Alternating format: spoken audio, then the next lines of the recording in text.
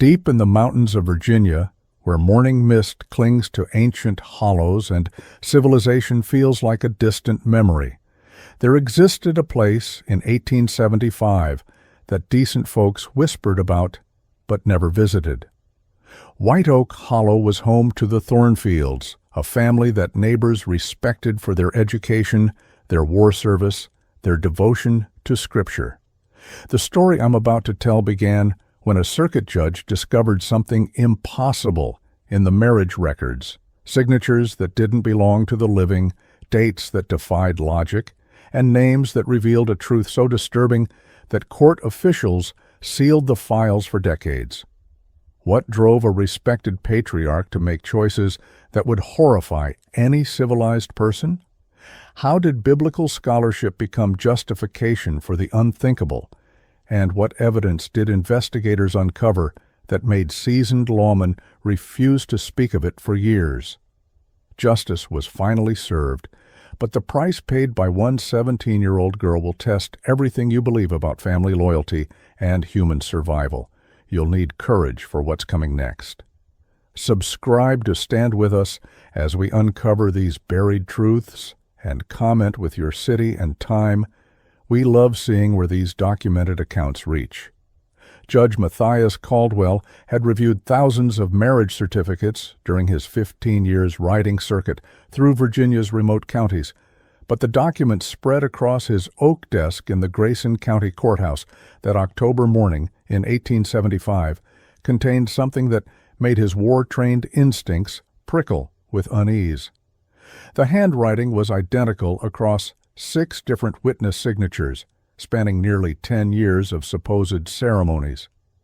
What troubled him more was that these witnesses had supposedly signed documents on dates when county death records confirmed they were already buried in Hillcrest Cemetery. The first certificate, dated May 15, 1866, recorded the marriage of Rebecca Thornfield to Josiah Thornfield, both listed as residents of White Oak Hollow. Caldwell's finger traced the witness signatures Benjamin Rutherford and Samuel Morrison, written in the same careful script that appeared on every subsequent document. Morrison had died of consumption in January 1865, yet his signature appeared on marriage records through 1874. Rutherford was alive, but when Caldwell examined his actual handwriting from property deeds filed the same years, the penmanship bore no resemblance to the witness signatures on the marriage certificates. A pattern emerged as Caldwell arranged the documents chronologically. Sarah Thornfield married David Thornfield in 1867. Mary Thornfield wed Jonathan Thornfield in 1868. Each certificate bore the same fabricated witness signatures, the same careful penmanship that suggested deliberate forgery rather than clerical error. Most disturbing was the fact that every bride and groom shared the Thornfield surname, yet property records showed only one Thornfield family residing in the isolated hollow 40 miles northeast of the courthouse. Caldwell's wartime experience analyzing Confederate intelligence documents had taught him to recognize systematic deception, and these marriage records displayed the hallmarks of coordinated fraud. The dates coincided with harvest seasons when mountain families rarely traveled, yet the ceremonies had supposedly occurred in the courthouse. No Methodist or Baptist minister in the county could recall performing weddings for any Thornfield family members, despite the certificates claiming religious ceremonies had taken place. The birth records told an even more troubling story. Rebecca Thornfield, born March 12, 1849, had supposedly married Josiah Thornfield, born January 8, 1847. Both children were listed under the same parents, Ezekiel Thornfield and the late Ruth Thornfield. According to county records, Rebecca and Josiah were siblings, not the distant cousins their marriage certificate claimed. Each subsequent marriage certificate revealed the same disturbing truth when cross-referenced with birth documentation carefully preserved in the courthouse basement. Caldwell summoned Deputy Sheriff Thomas Blake, whose knowledge of mountain families made him invaluable for understanding regional dynamics. Blake's weathered face grew pale as he examined the evidence. "Judge, I've known about the Thornfields for years, but nobody talks much about what happens in White Oak Hollow. That patriarch, Ezekiel, he's got education and war service that makes folks respect him, but his family never comes to town except maybe one son at a time, always alone, always nervous-like." The deputy's testimony provided crucial context for understanding how systematic fraud had continued undetected for nearly a decade. Mountain communities respected privacy and rarely questioned family arrangements, particularly when dealing with educated veterans like Ezekiel Thornfield. Blake explained that White Oak Hollow was accessible only by a single treacherous trail, making outside supervision nearly impossible during winter months when snow blocked the mountain passes. Caldwell decided to interview Reverend Isaiah Porter, the Methodist circuit preacher who served the region's scattered communities. Porter's circuit logs, meticulously maintained for denominational reporting, contained no record of any Thornfield weddings despite his regular visits to mountain families. "Judge Caldwell," the minister explained with obvious discomfort, "I visit that hollow twice yearly for services, and something ain't right about that family. The children look scared, won't make eye contact, and old Ezekiel does all the talking. He quotes scripture in Latin and talks about preserving bloodlines, but he won't let me speak privately with any family member."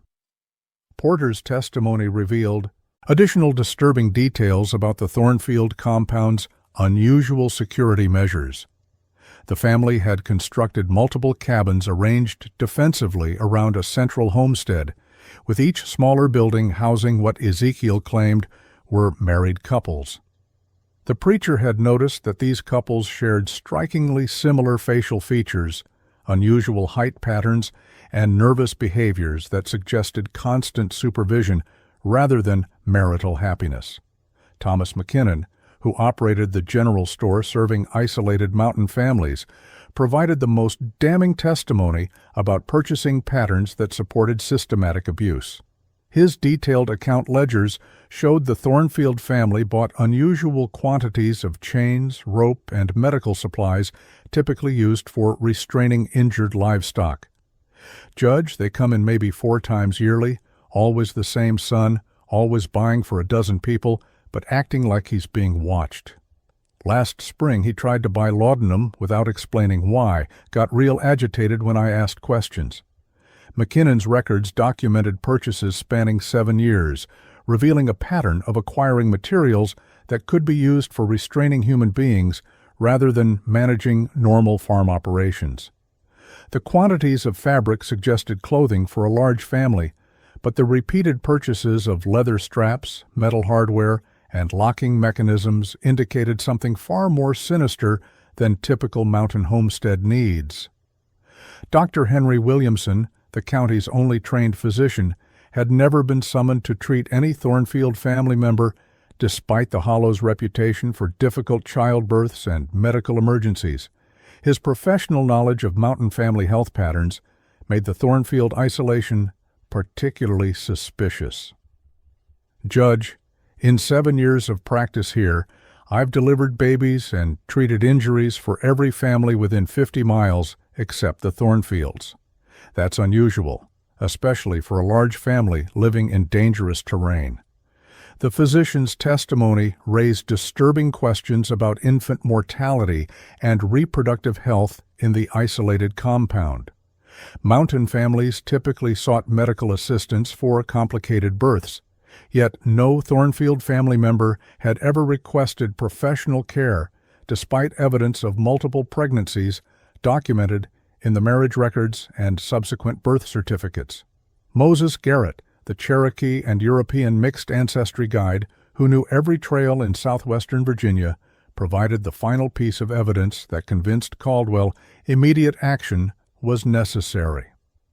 Garrett had guided surveyors and travelers near White Oak Hollow for 20 years, and his intimate knowledge of regional terrain revealed troubling observations.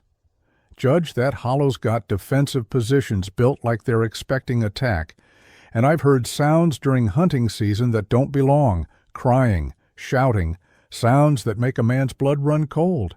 Garrett's tracking skills had revealed evidence of multiple burial sites in the woods surrounding the Thornfield compound, graves that weren't marked in any church cemetery records.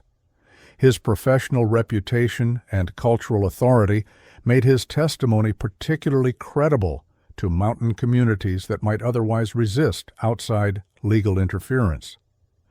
Armed with overwhelming documentary evidence and witness testimony, Judge Caldwell prepared arrest warrants for Ezekiel Thornfield on charges of fraud, document forgery, and suspected crimes against his family members. The birth records provided irrefutable proof that 6 marriage certificates documented sibling relationships disguised as cousin marriages, establishing systematic deception spanning nearly 10 years.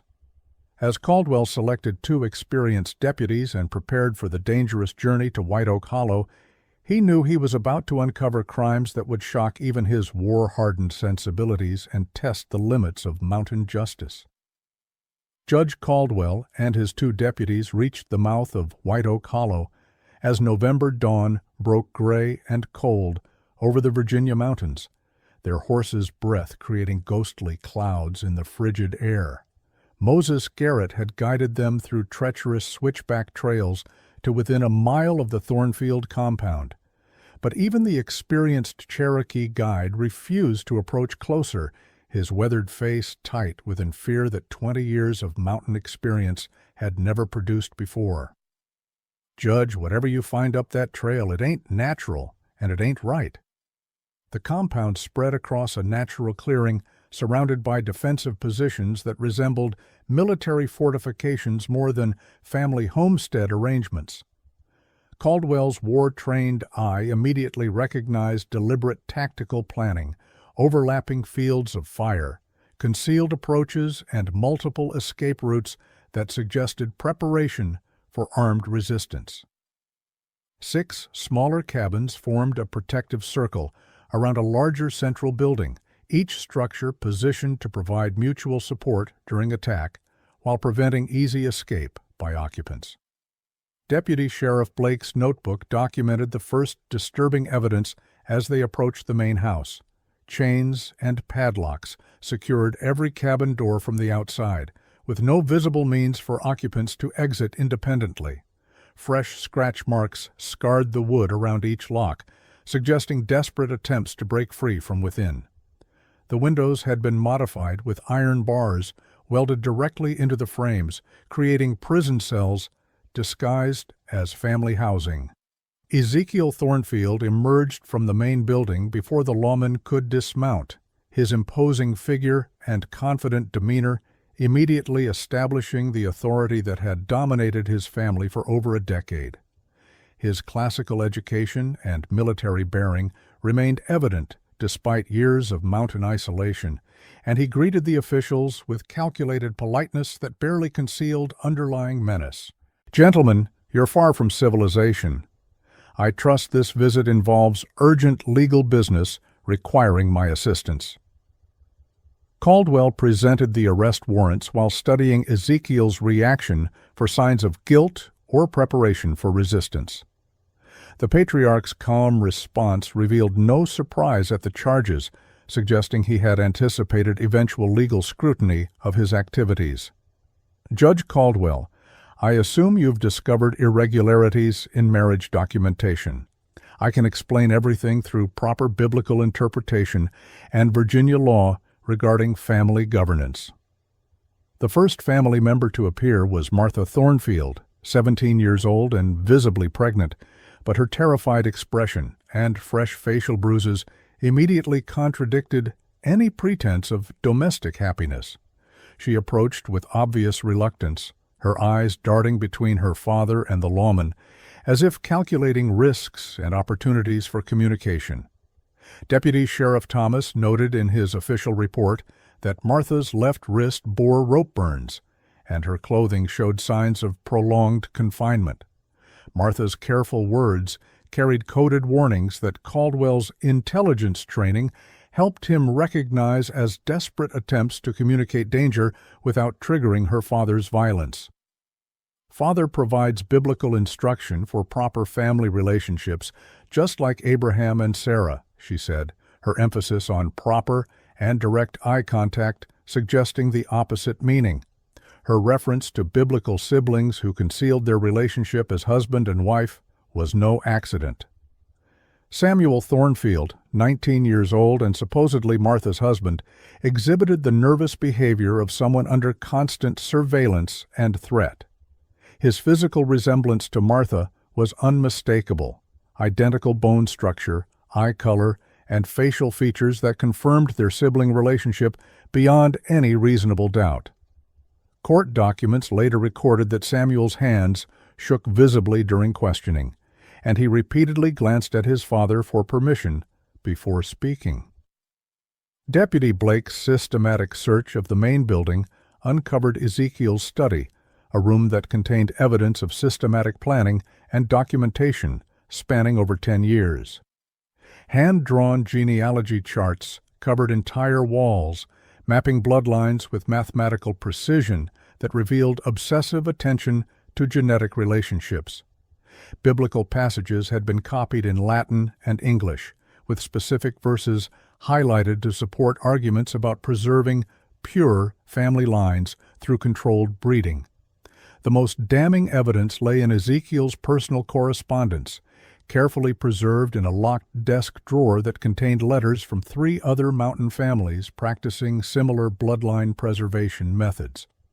These documents, later entered as prosecution exhibits, detailed exchanges of daughters between families when local breeding stock became too closely related, establishing a regional network of systematic incest disguised as religious devotion. Ezekiel's war diary, discovered beneath loose floorboards, revealed the psychological origins of his crimes in battlefield trauma that had convinced him social order required absolute patriarchal control. Entries dating from 1863 described his horror at witnessing mongrel soldiers and impure bloodlines destroying Confederate civilization, leading to his determination to preserve racial and family purity through any means necessary. Medical experts would later testify that his writings demonstrated calculated planning rather than sudden mental breakdown. A hidden cabin, discovered behind the main compound and secured with multiple padlocks, contained physical evidence that transformed legal charges from fraud to serious violent crimes. Shackles bolted to wall studs showed signs of prolonged use, with bloodstains and scratch marks documenting desperate struggles by occupants attempting escape. Deputy Blake's official inventory listed restraint devices, punishment implements, and medical supplies consistent with treating injuries inflicted during systematic abuse. Martha's diary, concealed beneath a loose stone in the hidden cabin's floor, provided devastating testimony about daily life under her father's control. Her carefully documented entries, written in pencil stub and spanning 3 years, detailed specific incidents of violence, sexual abuse, and psychological torture inflicted on family members who resisted arranged marriages or attempted escape. Court transcripts would later include her precise descriptions of punishment methods and family members' deteriorating mental health. The diary revealed Martha's 3 previous escape attempts, the first at age 15 when she tried reaching the county courthouse, resulting in 2 weeks of solitary confinement, the second at 16 when she attempted to contact Reverend Porter during a religious service, leading to severe beatings and closer supervision, the third just months before the judge's arrival when she tried following Moses Garrett's trail markers toward civilization, ending with her confinement in the hidden cabin for 6 weeks. Most shocking was Martha's revelation about her apparent pregnancy, documented in diary entries that described her desperate strategy for delaying sexual abuse by her assigned husband, Samuel. She had fashioned padding from fabric scraps and carefully maintained the illusion of pregnancy for 4 months, buying time while secretly planning another escape attempt. Her knowledge of folk medicine learned from mountain women had helped her avoid actual conception despite her father's expectations and threats.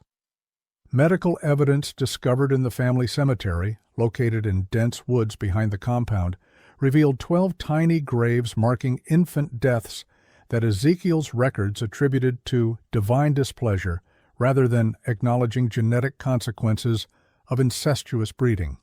Dr. Williamson's later examination of remains would confirm multiple birth defects consistent with close relative reproduction, contradicting Ezekiel's claims about God's favor toward pure bloodlines. Samuel's private testimony to Deputy Blake, conducted outside his father's hearing, revealed his own desperate plans for escape that had been abandoned when Ezekiel threatened to kill Martha and younger siblings if anyone attempted to leave the compound. His detailed knowledge of his father's document falsification methods and the locations of hidden evidence caches would prove crucial for building prosecution cases against accomplices like Benjamin Rutherford. The investigation's first day concluded with overwhelming evidence of systematic abuse, document fraud, and violent crimes that had continued undetected for nearly a decade. Judge Caldwell's official notes recorded his determination to expose every aspect of Ezekiel's criminal enterprise while ensuring the safety of family members who had suffered under his control. As darkness fell over White Oak Hollow, the lawmen prepared for what they knew would be a dangerous confrontation with a man who had demonstrated willingness to use violence to protect his twisted version of family honor. When Judge Caldwell confronted Ezekiel Thornfield with the overwhelming evidence of systematic fraud and abuse the second morning of investigation, the patriarch's response revealed a mind that had twisted classical education and religious knowledge into justification for unspeakable crimes. Standing calmly in his study, surrounded by genealogy charts and biblical texts, Ezekiel displayed no shame or remorse as he explained his divine mission to preserve bloodlines that he claimed traced back to biblical patriarchs and Virginia's founding families. Judge Caldwell, you're looking at this through the corrupted lens of modern society, Ezekiel declared with the confidence of a man who genuinely believed his actions served God's will. His detailed explanation, recorded verbatim by Deputy Blake, revealed systematic planning that had begun during the Civil War when battlefield chaos convinced him that racial and family purity required extreme measures. He quoted Genesis in Latin, citing Abraham's marriage to his half-sister Sarah as divine precedent for sibling unions designed to preserve chosen bloodlines. Ezekiel's personal records, discovered in a hidden compartment behind his bookshelf, contained breeding charts that tracked his daughter's menstrual cycles, pregnancy attempts, and infant mortality with the clinical precision of livestock management. These documents, later entered as prosecution evidence, revealed his systematic pairing of siblings based on physical traits he deemed superior: height, intelligence, eye color, and what he termed aristocratic bearing, inherited from his own Confederate officer lineage. The most disturbing discovery was Ezekiel's punishment ledger, a leather-bound journal that documented disciplinary measures inflicted on family members who resisted his marriage assignments or attempted escape. Entries spanning 8 years detailed specific tortures, prolonged isolation in the hidden cabin, food deprivation lasting up to 2 weeks, physical beatings administered with calculated precision to avoid permanent visible damage, and psychological torture involving threats against younger siblings' safety. Deputy Sheriff Blake's systematic search uncovered correspondence with 3 other mountain families practicing similar bloodline preservation methods across southwestern Virginia and eastern Tennessee. These letters, written in Ezekiel's careful script and preserved in chronological order, revealed a regional network of patriarchs who exchanged daughters when local genetic combinations became too problematic. The correspondence detailed specific arrangements. 14-year-old Elizabeth Thornfield had been traded to the Morrison family in Tennessee in exchange for 16-year-old Catherine Morrison, who became the forced wife of Ezekiel's eldest son.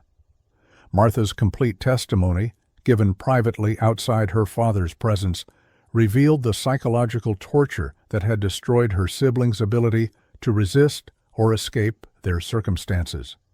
She described watching her sister Rebecca attempt suicide twice after losing 2 infants to genetic complications, only to be physically restrained and forced to continue bearing children for her brother husband.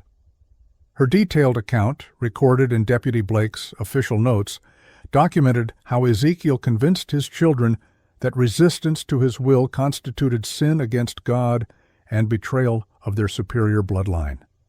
The testimony revealed escalating violence as Ezekiel's breeding program produced increasingly disabled children, outcomes he attributed to family members' impure thoughts, rather than acknowledging biological consequences of systematic inbreeding.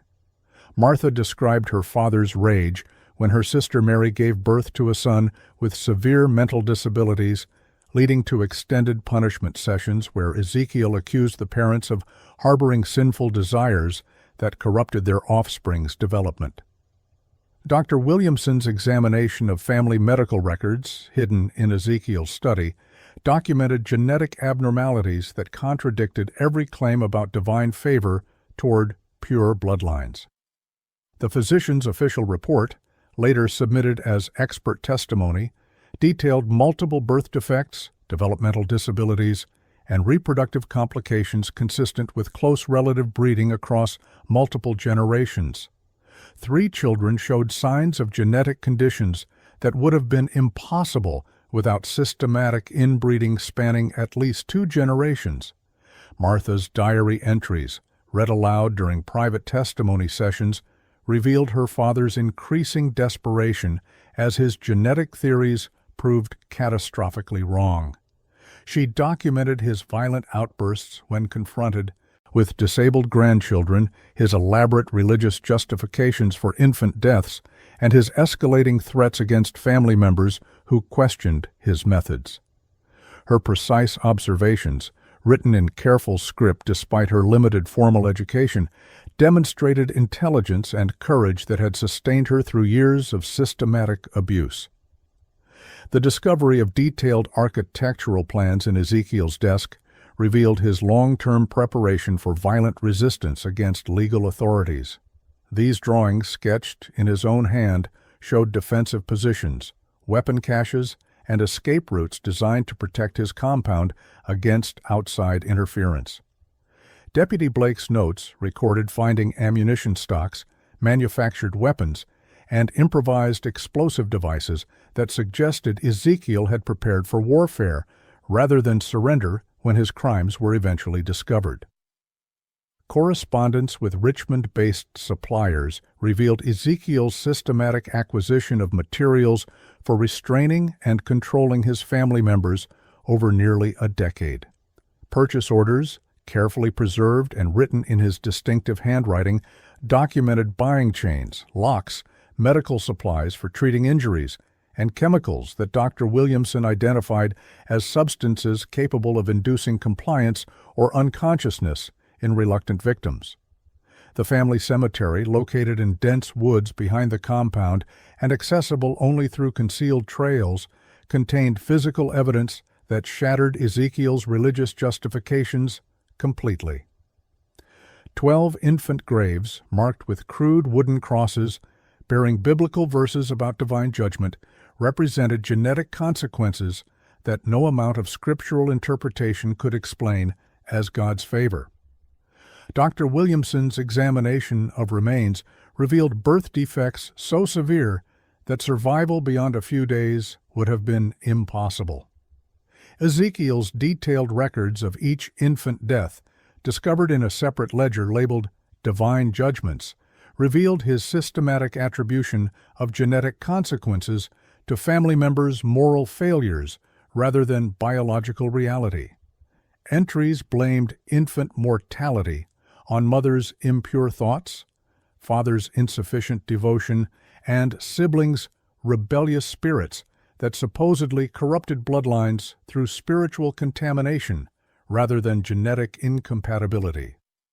Martha's testimony about her youngest brother David, born with severe physical and mental disabilities, revealed Ezekiel's escalating violence toward family members he blamed for genetic failures.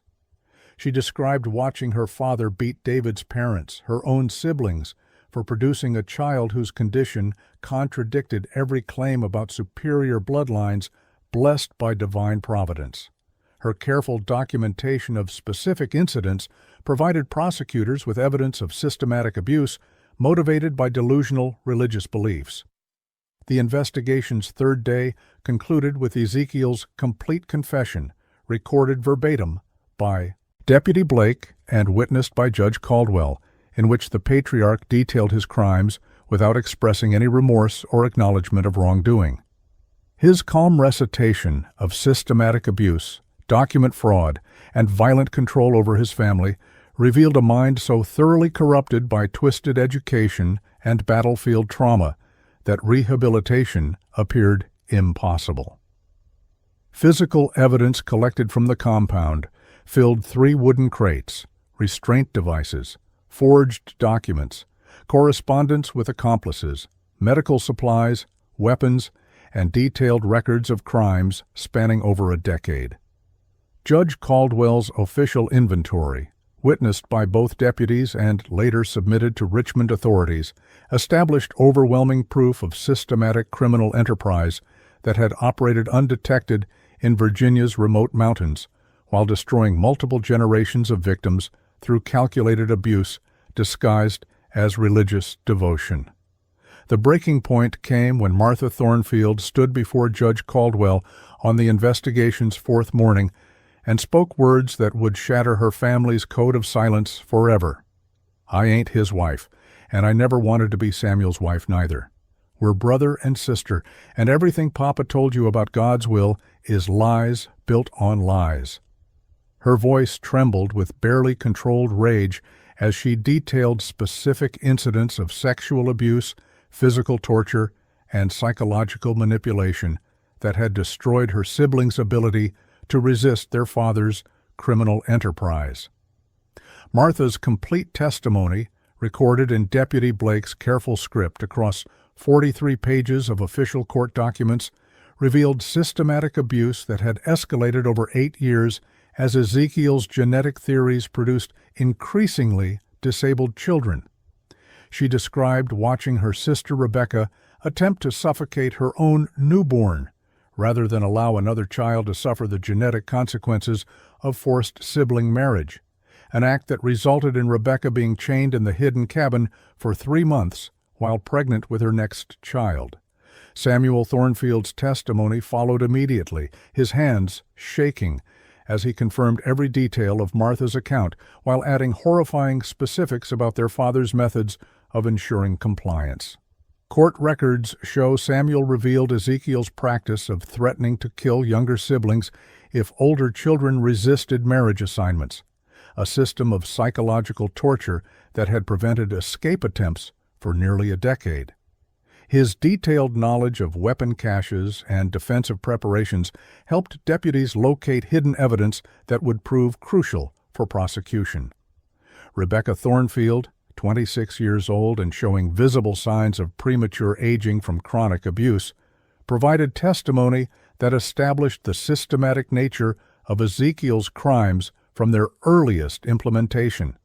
Her official statement, witnessed by Judge Caldwell and recorded verbatim, detailed how her father had gradually isolated the family from outside contact while implementing increasingly strict controls over daily activities, food distribution, and communication between family members. Rebecca's medical examination by Dr. Williamson revealed evidence of repeated sexual trauma, malnutrition consistent with punishment through food deprivation, and psychological damage that manifested in periods of catatonic withdrawal when questioned about specific incidents.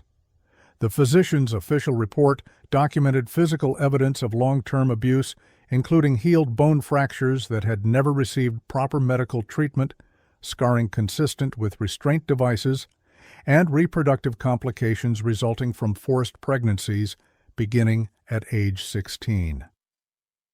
Mary Thornfield's testimony exposed the regional network of families practicing similar crimes, providing names and locations of accomplices who had facilitated systematic abuse across 3 Virginia counties. Her detailed account, supported by physical evidence found in Ezekiel's correspondence, revealed that her own forced marriage to Brother Jonathan had been preceded by an exchange arrangement with the Morrison family in Tennessee, where she had been sexually abused by multiple male relatives before being returned to her father's control.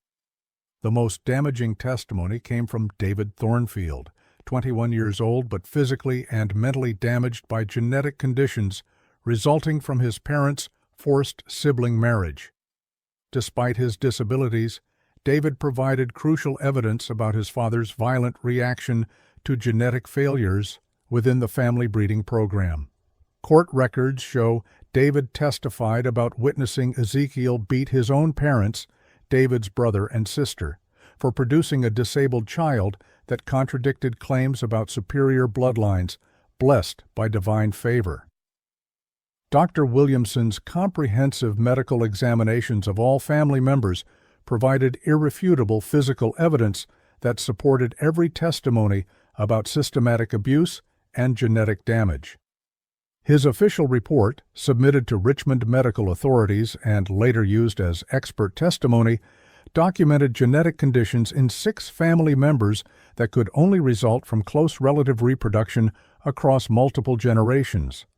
The physician's detailed drawings and written descriptions established medical proof that Ezekiel's breeding program had produced exactly the biological catastrophes that scientific knowledge would have predicted. Investigation into community complicity revealed 3 local men who had accepted payment from Ezekiel to falsify legal documents and provide false testimony about family arrangements they knew to be fraudulent. Benjamin Rutherford, part-time justice of peace, confessed under oath to accepting $50 annually for providing false witness signatures on marriage certificates he knew documented sibling relationships. His detailed confession, recorded by Deputy Blake, revealed systematic corruption, spanning 5 years and involving falsified documents for multiple mountain families. Thomas McKinnon, the general store owner, admitted accepting payment for purchasing and delivering restraint materials, medical supplies, and other items that he knew were being used to control family members against their will. His detailed account ledgers, subpoenaed by Judge Caldwell, provided timeline evidence linking specific supply deliveries to abuse incidents documented in Martha's hidden diary, establishing a clear pattern of knowing participation in ongoing crimes. Moses Garrett's testimony revealed the 3rd accomplice, Jonathan Hayes, a local farmer who had accepted payment for providing false testimony about witnessing marriage ceremonies that never occurred and for helping transport family members between compounds when Ezekiel's breeding arrangements required moving daughters to other families.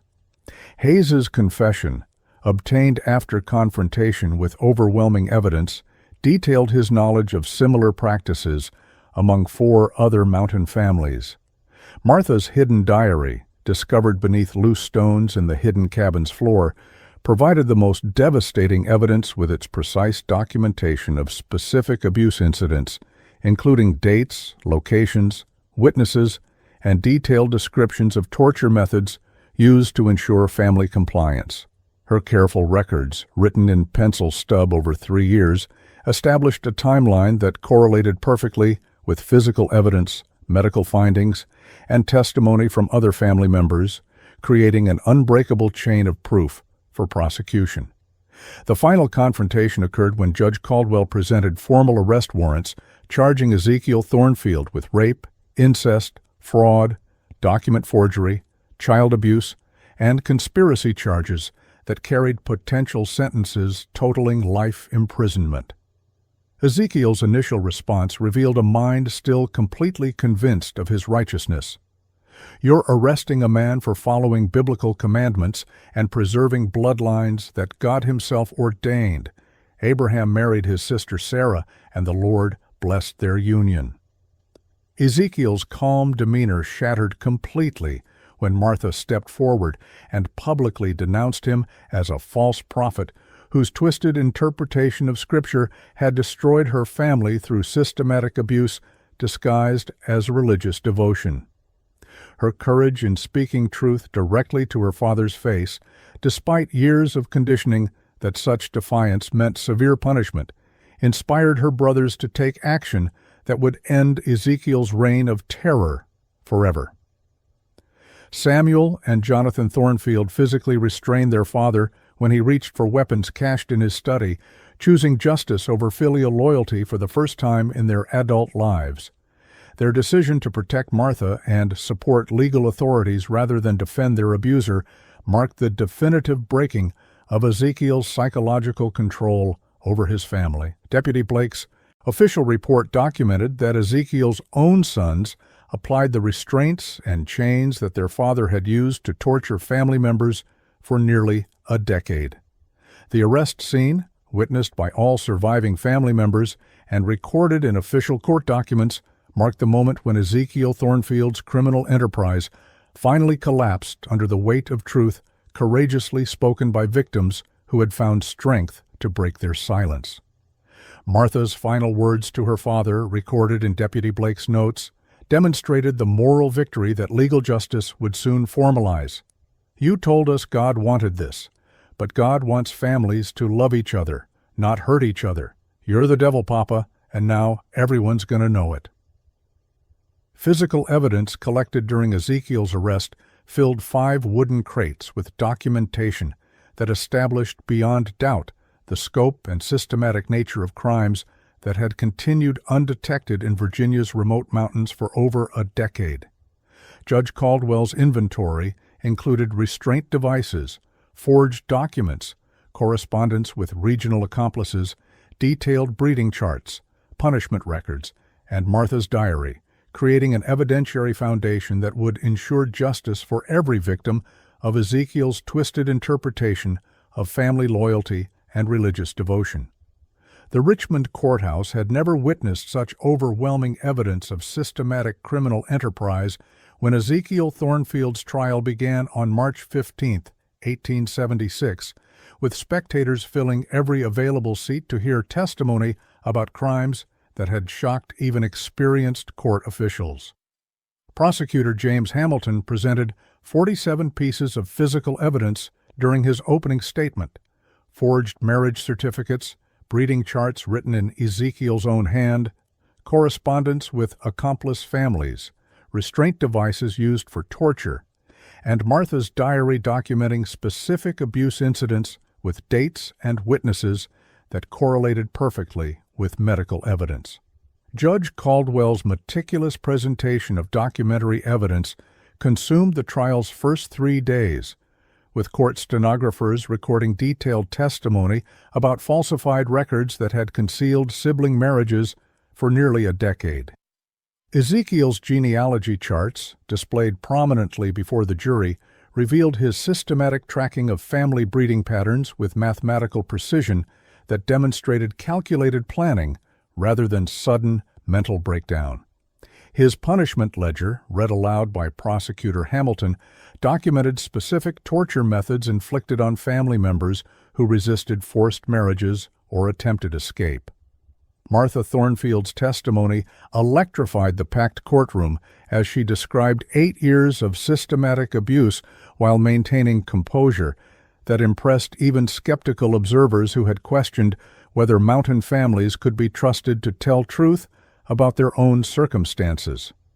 Her detailed account of 3 escape attempts, documented in her hidden diary and corroborated by physical evidence found at the compound, established timeline proof that supported every prosecution claim about Ezekiel's methods of maintaining control through violence and psychological manipulation.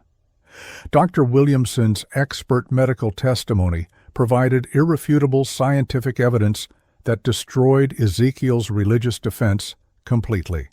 with detailed charts showing genetic conditions in 6 family members that could only result from systematic inbreeding across multiple generations.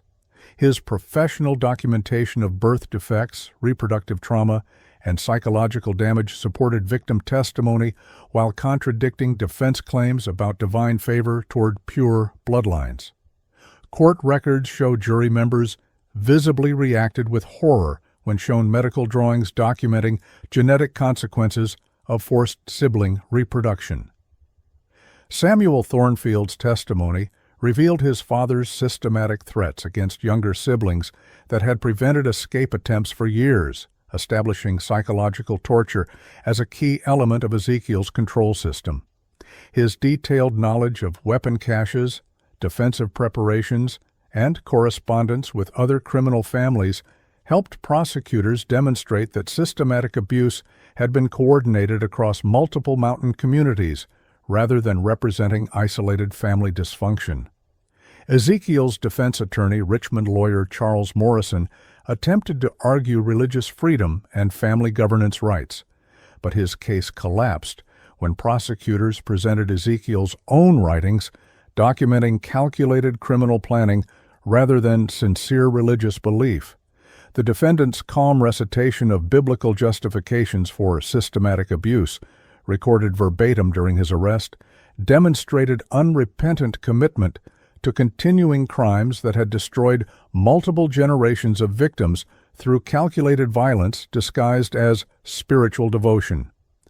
Benjamin Rutherford's testimony about accepting bribes for falsifying legal documents established community complicity that had enabled Ezekiel's crimes to continue undetected by county authorities for nearly a decade. His detailed confession, supported by handwriting analysis of forged witness signatures, revealed systematic corruption involving 3 accomplices who had knowingly participated in ongoing criminal enterprise for financial gain while ignoring obvious evidence of family abuse. The jury deliberated for exactly 2 hours before returning guilty verdicts on all charges: rape, incest, fraud, document forgery, child abuse, conspiracy, and assault with deadly weapons. Court stenographer records show that jury foreman William Patterson declared the evidence so overwhelming that extensive deliberation would have been unnecessary delay rather than careful consideration of complex legal questions requiring detailed analysis.